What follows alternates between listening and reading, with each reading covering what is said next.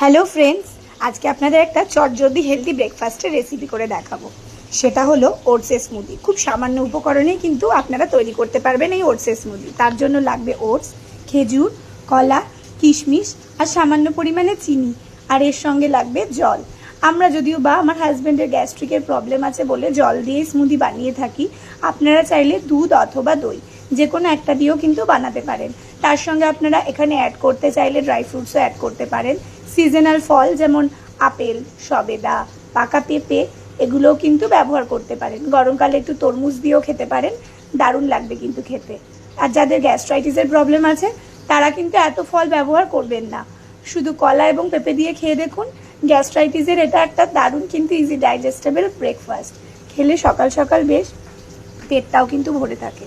এরকম একটা মিক্সার গ্রাইন্ডারে ভালো করে পেস্ট বানিয়ে নিন। পরিমাণ মতো জল অথবা দুধ দেবেন, যতটা ভারী করে আপনি খেতে পারেন। শীতকালে চাইলে একটু পালং শাকও কিন্তু দিয়ে দেখতে পারেন, দারুণ টেস্টি লাগবে খেতে। এরকম একটা পেস্ট বানিয়ে নিয়ে একটা গ্লাসে করে চটজলদি পরিবেশন করুন। বড় থেকে বাচ্চা সবারই কিন্তু ভালো লাগবে এটা। অবশ্যই আমার ভিডিওটা ভালো লাগলে লাইক, কমেন্ট আর একটা শেয়ার করবেন, আর রেসিপিটা বানিয়ে খাবেন কিন্তু।